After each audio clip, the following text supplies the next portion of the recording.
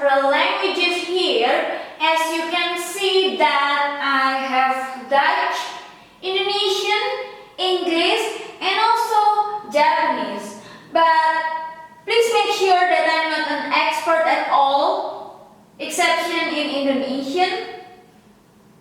For the other languages, it's just general or ground rules. These are the syntax: Dutch, Indonesian, English, also Japanese. With Indonesian and also English, is more into SVO, subject, verb, and then object. In Japanese, is more into SOV, subject, object, and then the verb.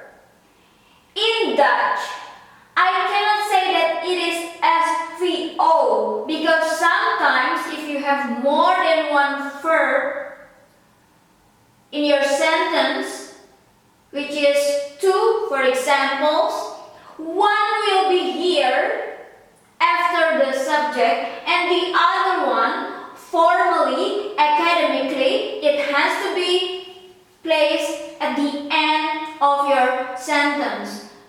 May I say that as SVOV? Because if you have more than one is here and the other one is here.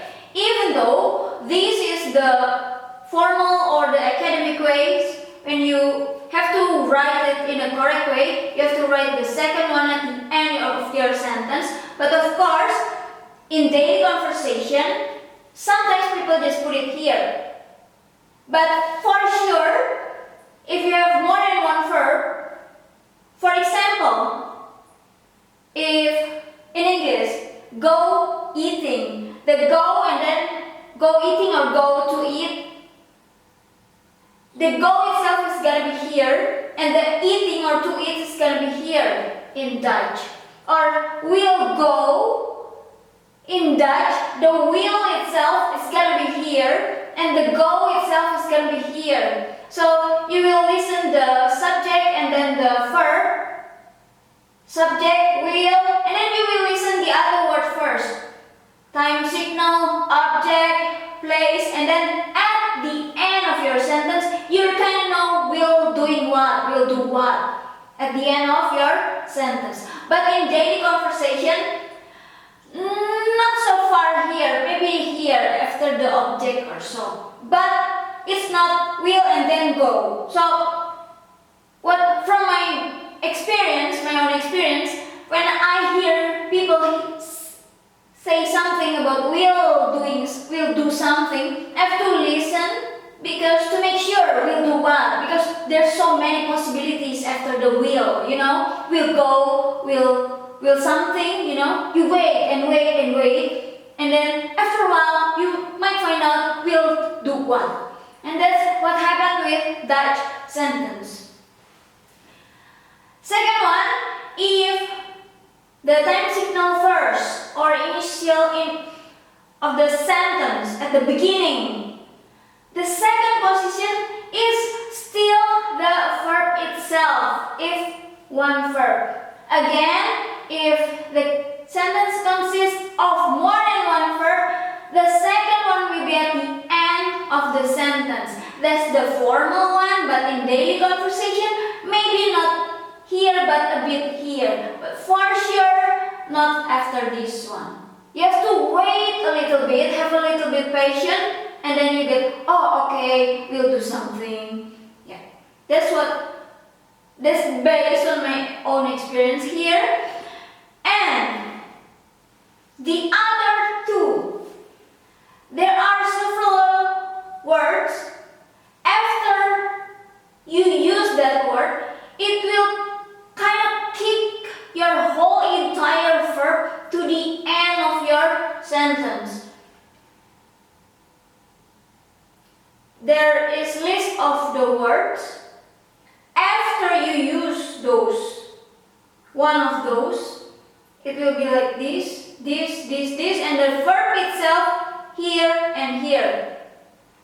So here, and then verb hello, hello, like that. Will go. There's another one, also several words.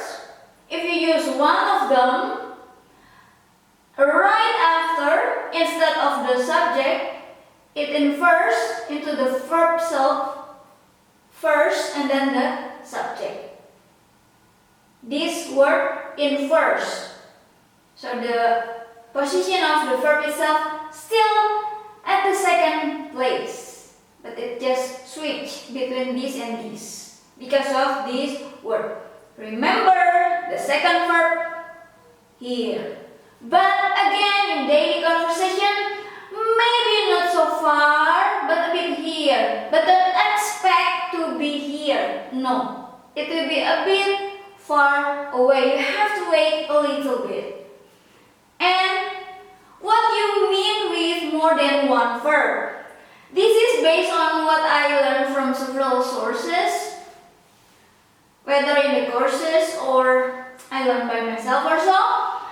There are several conditions. First of all, the verb that come in phrases that consist of at least two words or one word, and then after that you cut it into two, so it becomes one and the other one. So this one and this one will be here, one will be here. Or modal or modals can make in English.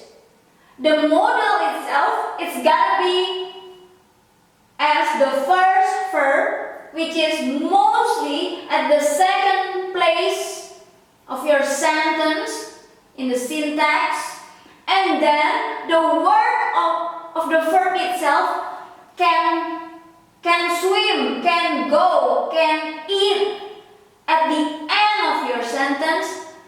Mostly is with the an of the last part of the word itself is ended with an. But remember, the modal is not the same with in English, because in English when you want to say can, you just use can for every kind of subject. But in Dutch, it's different. You have to remember if that can is for I, for you, for he, she, it, for we, for they. You have to remember, of course, in Dutch, because it comes with kan, kunt, or kunnen. It's not just can, no. But you have to be careful which is it's kan, kunt, or kunnen. And the past form of this can also not only in one form like in English, could. In Dutch, it might be kon or konden. And that is can. It's different with may and other kind of modal. Each subject kinda has its own modal form. And then will itself, in Dutch, will is want.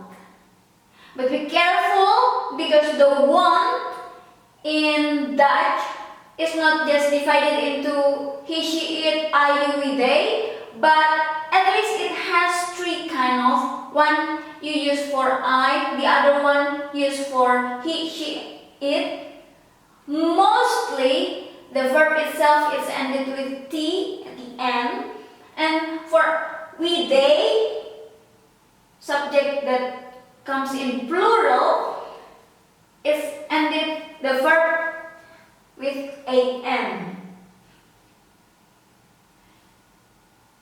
You will see what will this form do with will, which is want in English.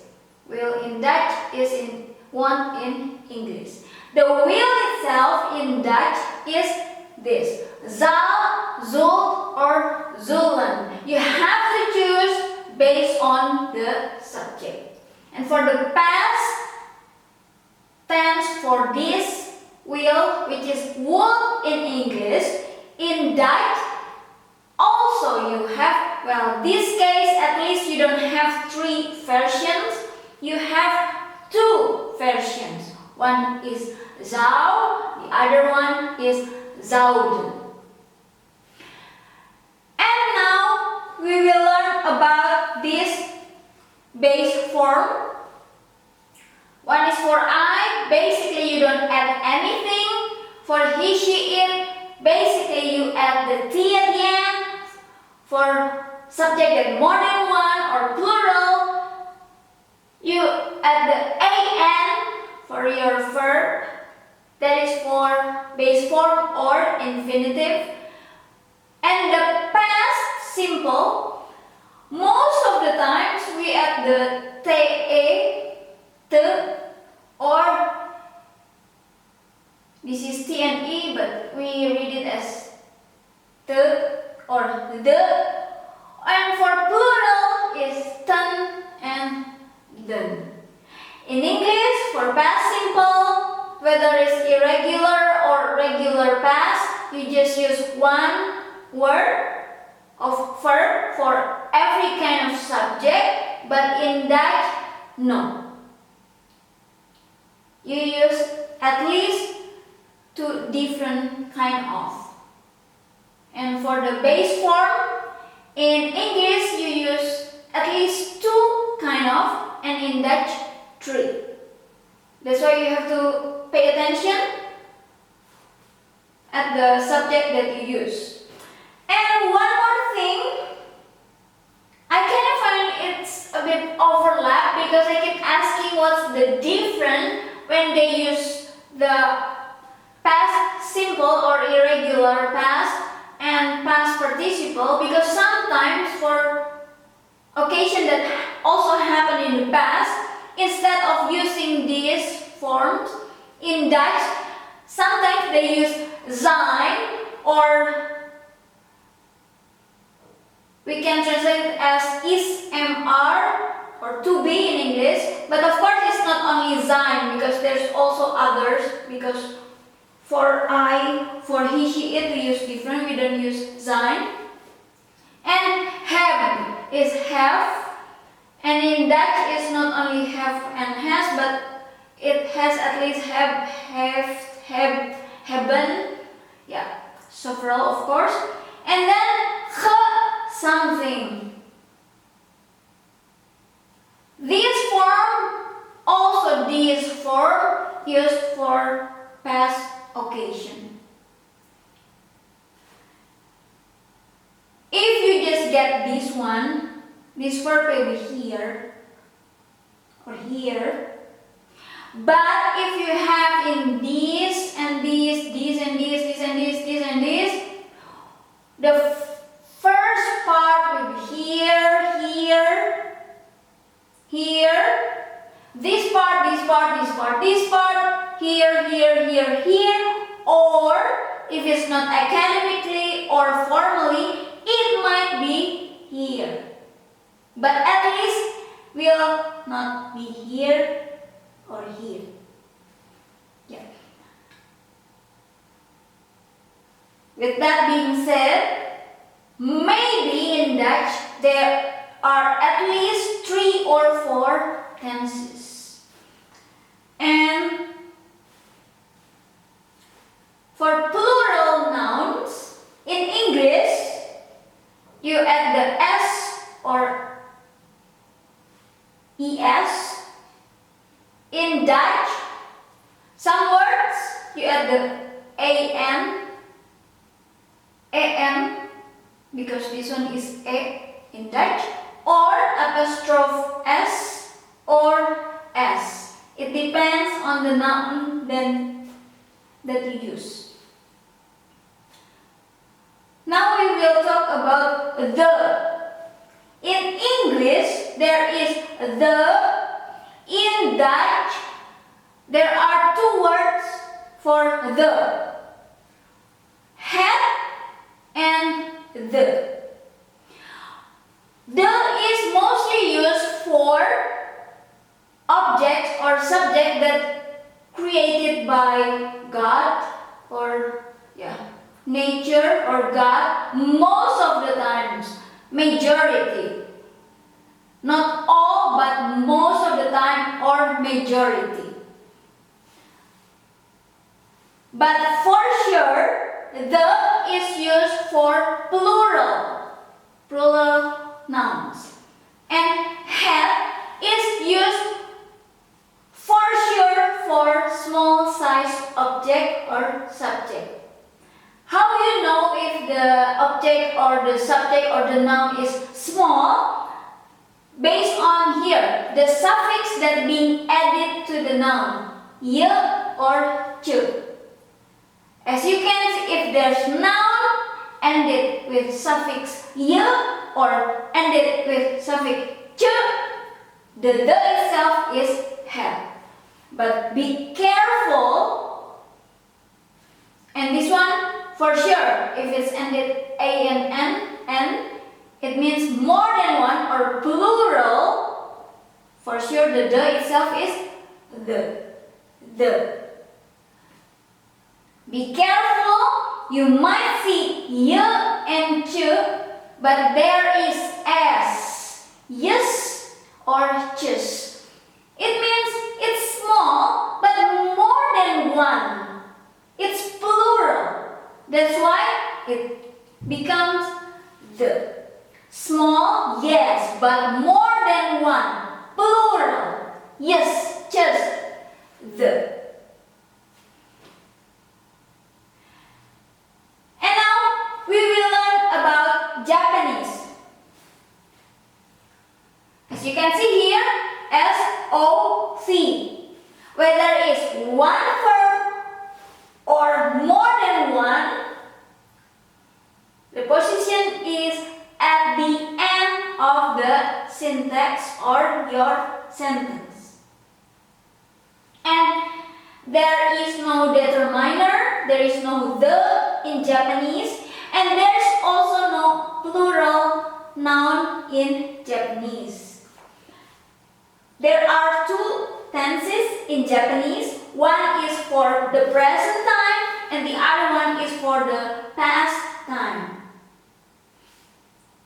or past tense.